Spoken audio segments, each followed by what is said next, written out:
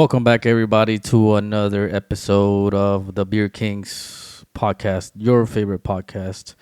Once again, it's me and Eddie about to go through some big ass topics that happened over the last week. How was your week, bro? It was good, man. It was good. Cheers. It was good. You know, bunch of victories, bunch of games over the weekend. So, hey, can't complain. Big week, massive week, massive results, man. How about we dive right into it? La Liga is wrapped up, man. It's pretty much wrapped up. A huge, massive result for Los Blancos, Real Madrid. A comeback, a great game, a comeback of a victory of a 3-2, which pretty much, like we said, wrapped up the league. 11 points clear. There's not. I don't think there's enough games left for Barcelona to catch up, and that's it, man. 3-2. You have any thoughts on the Clasico, man? Which, by the way, before I let you go off, bro, Jude Bellingham once again is leading the race for that Ballon d'Or, man. Yeah, no, it was a good game. 3-2. You know, Madrid ended up victorious. A little back in it was back and forth action in the beginning. The first half. Yeah. Barcelona came out with a goal. Yep. You know, Luna in the air. Luna in the air, man. Luna in with the air. Damn. First goal. But the game itself, but Barcelona played great. But I believe that people forget that Real Madrid just came from eliminating Man City earlier in the week. The game itself, yes, Barca had its chances. They could have won. There was a controversial, what they call ghost goal. It's debatable. VAR said yes. Other people say no. But at the end of all deal, Real Madrid 11 points clear, and they wrap up the league. It seems like they wrapped up the league. And now they're heading for another trophy to add to their trophy cabinet. And they're still they're still contenders to win a double this week, this year, man. Barcelona once again is gonna go trophyless. Real Madrid just pretty much ended their season, and like with Jude Bellingham, man, what a game! The whole game hustling, making plays that don't show up on the stat sheet. He was slacking, but in both Clásicos now he has scored the game winner. And he once again reminds us that he's a difference maker. He's a difference maker, and it's carrying Real Madrid. Real Madrid looked tired throughout the game, as you saw. An example was Camavinga getting dusted by that youngster that plays for Barca, Lamine Yamal. He's a gem. They have a gem, and I believe though that they're not there yet. They're not there yet, and Real Madrid will win the league most likely this season. Yeah, let's dive right into the match. Overall it was good. Again, Barca started off with the goal, corner. Lunaire, man, I feel like he should have done better, man. He's the best goalie we have right now. We can't afford to kind of bring him down in his morale for a silly mistake, but then again, it's like, come on, man. In these big games, you can't mess up like that. You can't, like, if you're gonna come out and you're gonna, hit the ball out or get a block, a hand to it. You got to do it right. Like you can't be doing that. You can't let the ball go over you. And then Christensen, he was there. He scored it, header, bang, 1-0. We're already down. For some reason we're always down first. Yeah. And then we tend to fight back. And then we tend to fight back usually, and with that, the midfield pressing, low key, Yamal, he had that mismatch with Camavinga. Camavinga is not a natural left back, so I feel like Yamal was just going through Camavinga the whole match. But point is, after that first goal, we fought back. We were pressing, we were touching. We got a PK. Lucas Vasquez, man of the match, by the way. He put in an amazing display for Carvajal. Easy. Carvajal, you did all the dirty work. You played good for us for City. You needed this break. and we gave Lucas Peluskas a chance, and what he did, he got us at PK.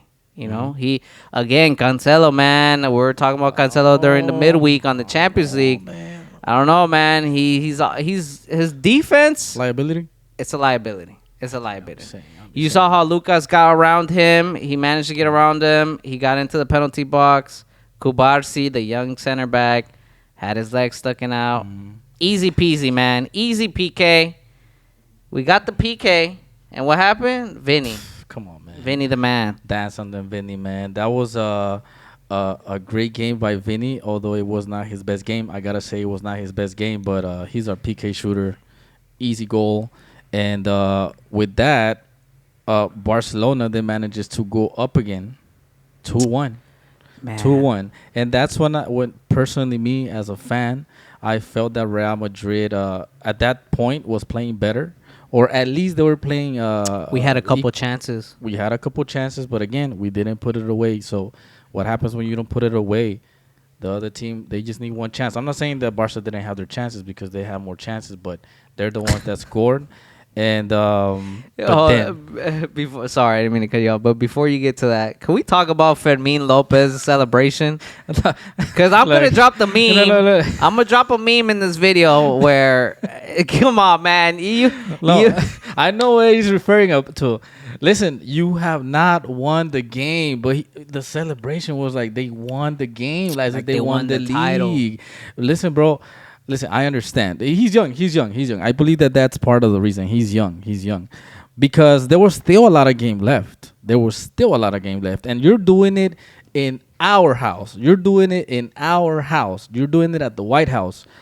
Because then you know what happened. That comeback was if we wouldn't have made that comeback, we were gonna at least try it, and we started pressing more. We kept on coming. We didn't put our heads down, and then once again, Lucas comes from the right, cross, goal, 2-2, and now we had the momentum, man, and this is where him happened. Jude Bellingham puts it away in the last minutes, and the league is pretty much locked. A record-breaking 36 leagues. Untouchable, man. Untouchable number. And so Real Madrid, what can I say, man? That was a good goal at the end to win it all. Man, Brahim started off in the midfield, got the ball, wiggled his way into that midfield, started running in. He found Lucas Vasquez on the right-hand side, running down the wing, and Lucas, he put in a low cross into the box. Jose Lu with the nice little feint. Everyone fell for it. No, he didn't pass it. He went for the feint. He let it a little go. suspect at first. That's why he let it go. Okay. Bellingham right there, right on time, smashed it in. Koundé had no chance. Ter Stegen had no chance. Game over. League is ours. See you, Barcelona, next year. You guys tried. You guys gave it a good try, but try harder next time. Try harder. And you know what, bro? I'm just gonna give you the top four, and then with that, we'll move on to our next topic, man. So Real Madrid, of course, up first. Barcelona still second. Girona third, and Atletico Madrid stays in fourth. And that's pretty much it, man. The way it's looking like, I think that's the top four. I don't see anybody shifting. Yeah. Maybe Girona, probably will go up to second, but Barcelona more like. Before we move on, I have a question for you, bro. Xavi, we just learned last night, or was it last night? Se queda. He stays for one more season after he had said that he was not gonna return next season. To me, it's a controversial decision because he quit halfway through the league.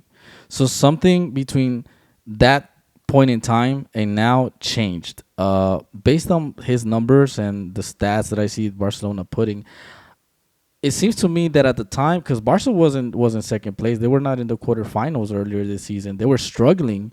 At least to me, it seems that at that point in time, it's almost like he didn't believe that Barca had the potential to do what they did, because not a lot of people had Barcelona making it to the quarterfinals. Who would have even thought? I mean, maybe Barca fans and maybe some other people had them coming Delusional back to fans. second place and actually giving Real Madrid a scare for a moment that they might have a chance.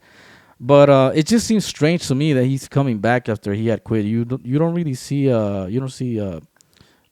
stuff like that happening, man. A coach quitting mid-season and then right when it's about to wrap up, you don't win anything and you want to come back. So you could take it however you want it. I just think it's strange, man. I It's think just I think it's awkward. political pressure too. It is. I feel like the 100%. president kind of there's some pressure in there. Come on, like at the end of the day, if they let him go, they have to go out, find a manager, pay him top dollars, because you can't just go out and get any manager for Barcelona. To be honest, Barcelona, obviously they're one of the top 10 big clubs in the world. They're gonna want to go out and get a good manager, but do you have Absolutely. the money for it? I don't know. I don't think so. I don't think they're financially stable. So that's when I think Xavi kind of thought about it again. Like, hey, I'll probably see it out till my contract Right. ends, which it ends in 2025, I believe. Yeah. And I guess he did the U-turn, and Yeah. he's gonna stay another year. Yeah. Hey, And you know what? I was reading. I didn't know this, but according to some sources that I did some research on, he wasn't gonna charge whatever was left in his salary, which No. to me seems strange. Almost that's the reason why you sign clauses, man, to protect yourself financially as a coach. In case you fire me, you're still gonna pay me. Usually that's what happens in contracts, at least from what I know. So it seems strange to me that he wasn't gonna charge. Now, what that suggests to me, again, we go back to their financial situation, man. He was trying to almost like, let's just say, kind of like take a pay cut, right? Because come on, man. At that point, you're gonna be Barca will be what, paying two coaches at the same time, and most likely not a cheap coach. So yeah, man. But well, I mean, good luck to Barca. We'll see what happens, and we'll see what happens with Xavi next year. And I know I do